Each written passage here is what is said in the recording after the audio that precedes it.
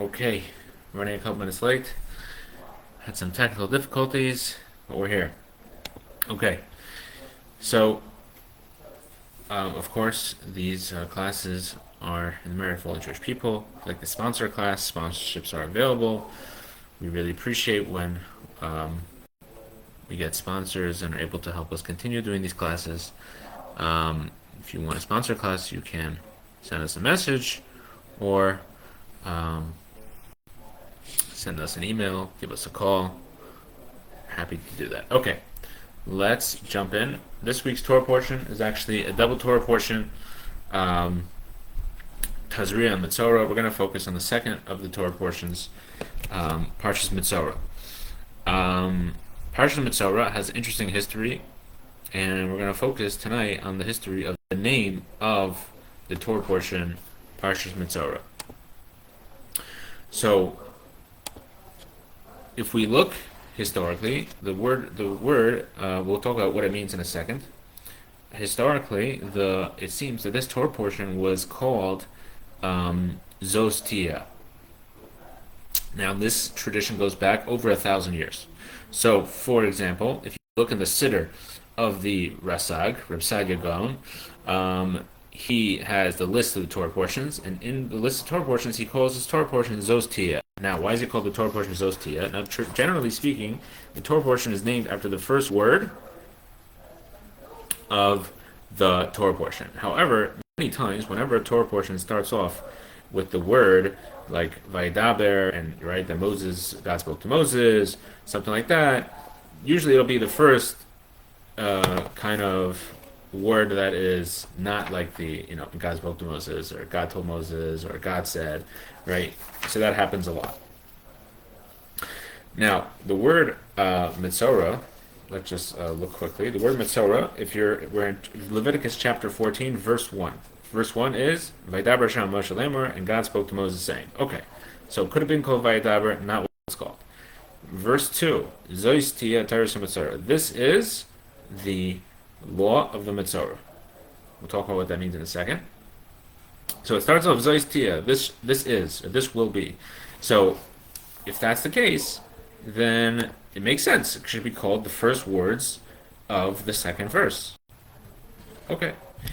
That is the tradition. So we go back over it now. Remember, the idea of the Torah portion being read annually and all the Torah portions that as they were set up is something that happened in the post of the temple period, it seems.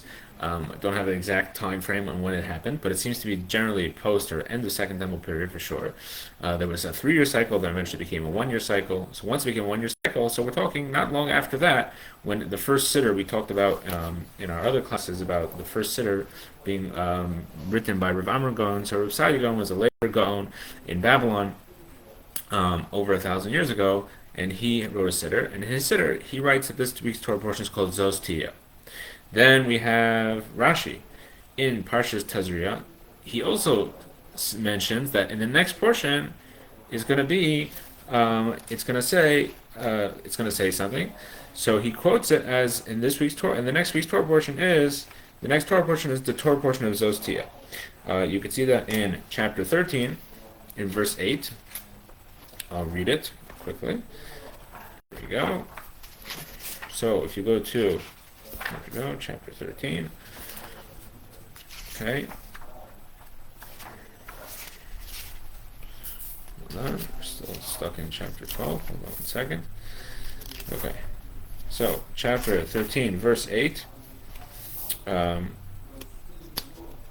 we go.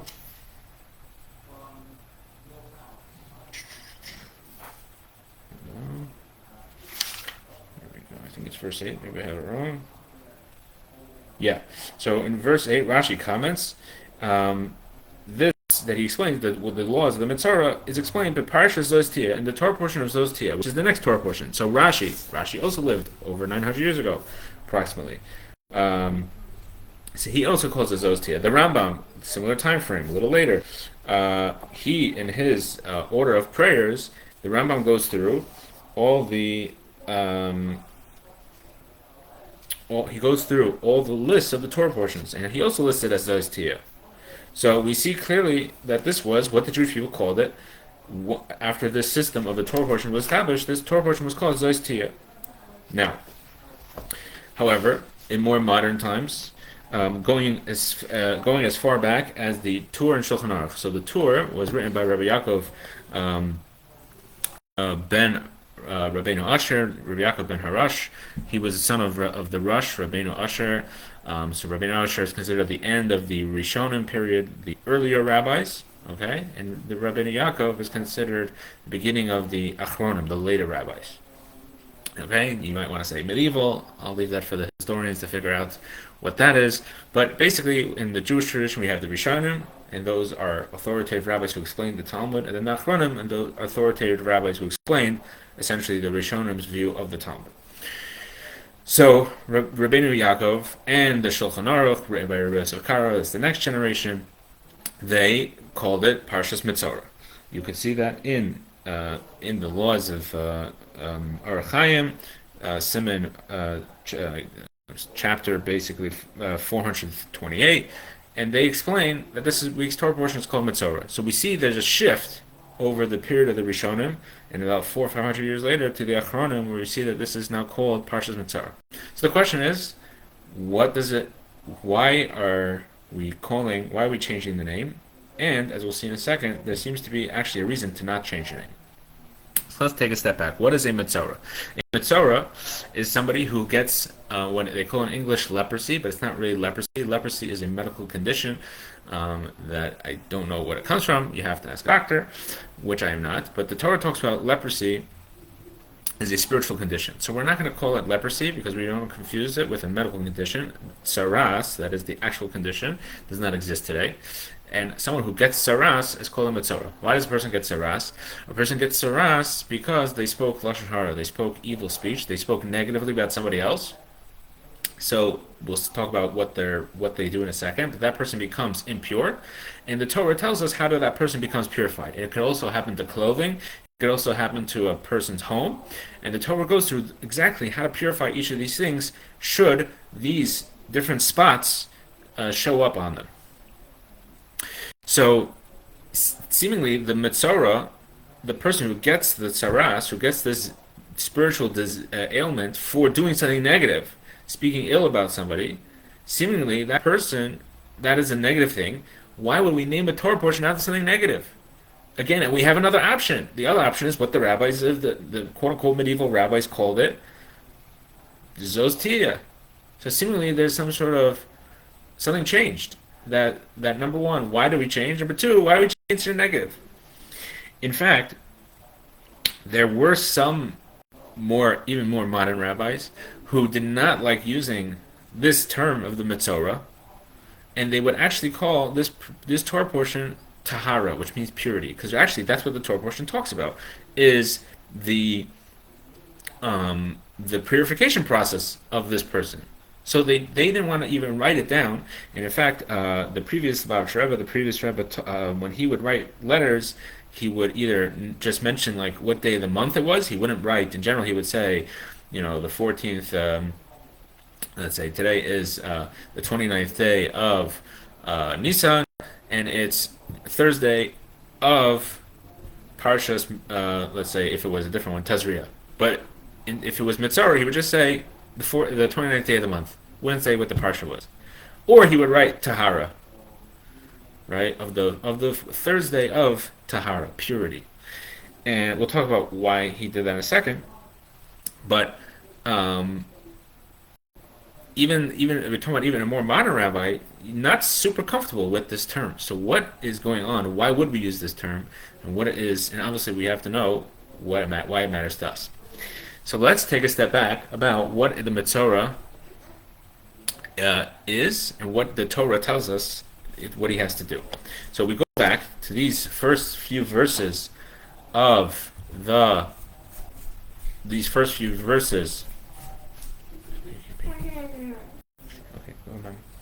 If you go to the first few verses of this week's portion,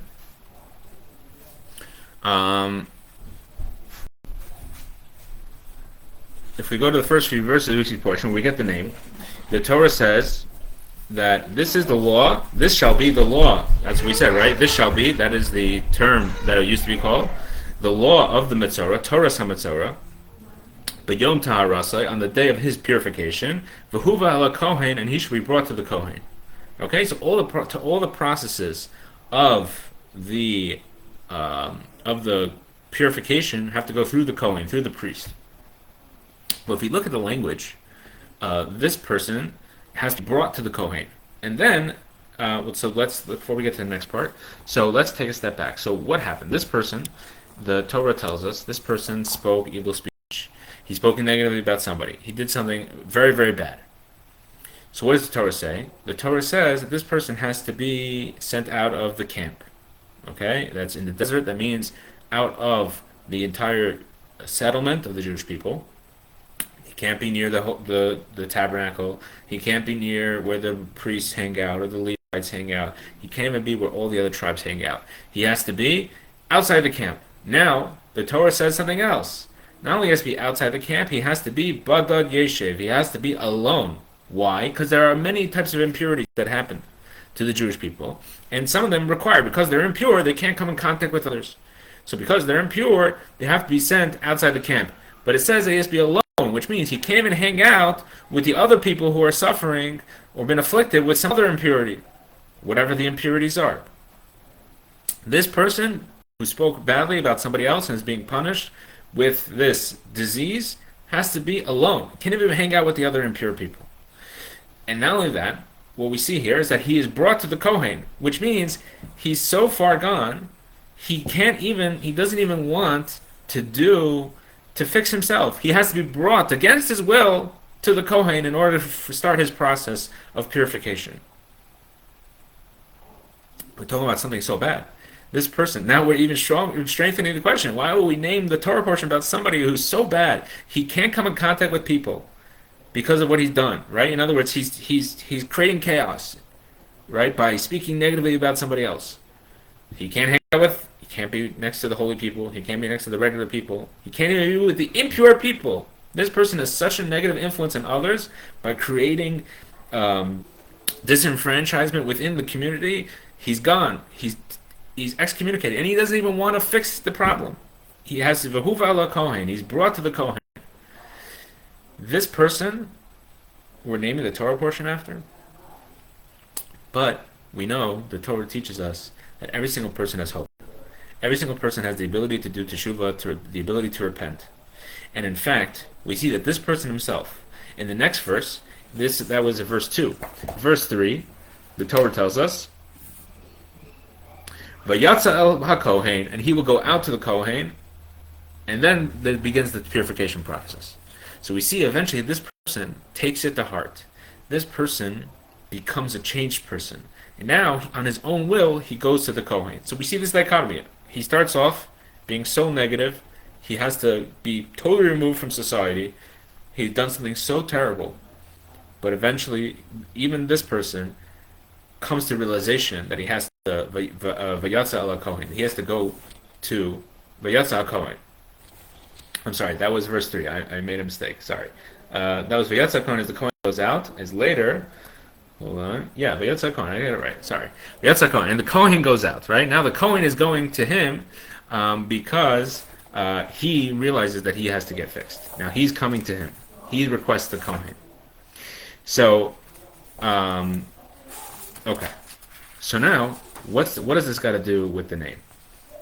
There are two ways a person can fix himself. There's a way that this person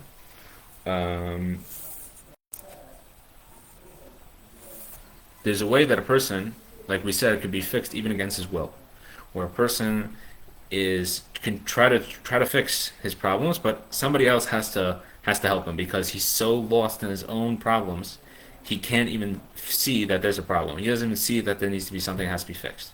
Sometimes that happens. The problem with that is that person will never truly transform. It's very difficult if that person doesn't come to the realization on his own. If he's just being schlepped, v'huva ala Kohen, he's being brought to the Kohen, and the Kohen is not coming to him because he's requesting the Kohen. it's not gonna be a full transformation. There's always gonna be a little bit of a lingering before something can be truly transformed, where the person himself can now live a good life. But if a person goes and realizes that the problem and he makes an internal change, that is something that is permanent. We know that the idea of permanent change versus superficial change is one of the differences of between our current era and the Messianic era. In the current era, before Mashiach comes, it's there will never be since the sin of the tree of knowledge, there has never been something that didn't have something a little bit bad in it. That was one of the problems, right? Where in this world we live in, there's always a consequence. There's always something negative that will come. Even if we do the right thing and do good things, there's always a little bit of a negativity. There's no such thing as a purely good decision, a purely good thing. There's always something a problem. I'll give an example. We just celebrated Pesach, right? And we went and we ate matzah, and we drank wine, and we did the seder, we did all the mitzvahs, and we did them correctly, and we had all the right intentions, and we're doing this for the mitzvah because there's no other reason to eat matzah, right? We did everything. But the problem is, we enjoyed it, right? We enjoyed the matzah, we enjoyed the wine, and not because it was a mitzvah. We enjoyed it, filled us up. We didn't have to eat dinner afterwards. The wine made us feel a little good. We enjoyed it. Even a little bit, even if we got rid of as much, at the end of the day, our body enjoyed it. Our body benefited, and we appreciate that. That's not so. That's a little bit of a taint to it. There's always going to be something not perfect. However, when Mashiach comes, that the negativity will it be transformed. Not that we'll avoid negativity. That's what we try to do nowadays, right? We just try to avoid negative things. We push it aside, that's the proper thing, right? If there's something bad, we don't engage. Unless it's something, some things are, like we said, in the middle. But something's negative, we can't engage it. But the Torah tells us that when Mashiach comes, Laila Kayom Yoher, that the night will shine like the day. Not that we're going to have to push away the night, and the night will be no more night, only day. No, the night will also shine. Again, it's hard for us to imagine such a thing in our realm. That the negative things itself will become positive. And that is a full transformation. And that is the transformation of the Mitzorah. That the Mitzorah itself becomes Torah's HaMitzorah, the Torah, the law of the Mitzorah. That the Mitzorah itself becomes a part of the Torah. And that is something, that full transformation, that is something that can only happen when Mashiach comes. Because it's internal. It's not external. It's not us trying to fight with negativity. It's that the negativity itself is transformed. So in the previous generations, when Mashiach was seen as a hope, as a vision of the future, it was those tiyas. One day the Mitzorah will be Torah's HaMitzorah. One day the Torah will be transformed, that the Mitzorah, that this person who did something so negative itself will become a good thing. But now that we're in the later generations, where Mashiach is not, we're living in Mashiach times already. We're trying to live in Mashiach times. We're trying to bring about, and we see how close Mashiach is, that the rabbis changed the name. They said it's no longer one day, Zostia, it shall be one day. No, it's now. It's the Mitzorah that we're already transforming. We're so close to Mashiach, we could already say that the negativity has been transformed. So when it comes to us, we finished Pesach, we ended off with the Sudas Mashiach, with the Meal Mashiach, and the whole last day of Passover celebrates the future redemption, and Haftorah we see it, and the fact that we don't say the Shachianu blessing, because that is something, we only say that blessing, and something good has already occurred, not something that will occur. But when it comes to us, we have to be living with Mashiach. That is the lesson of Parshas Mitzorah. It's not enough that we say Mashiach is going to come, God willing, one day. No. Mashiach is coming now. We need to live it now. We need to be already living in that way.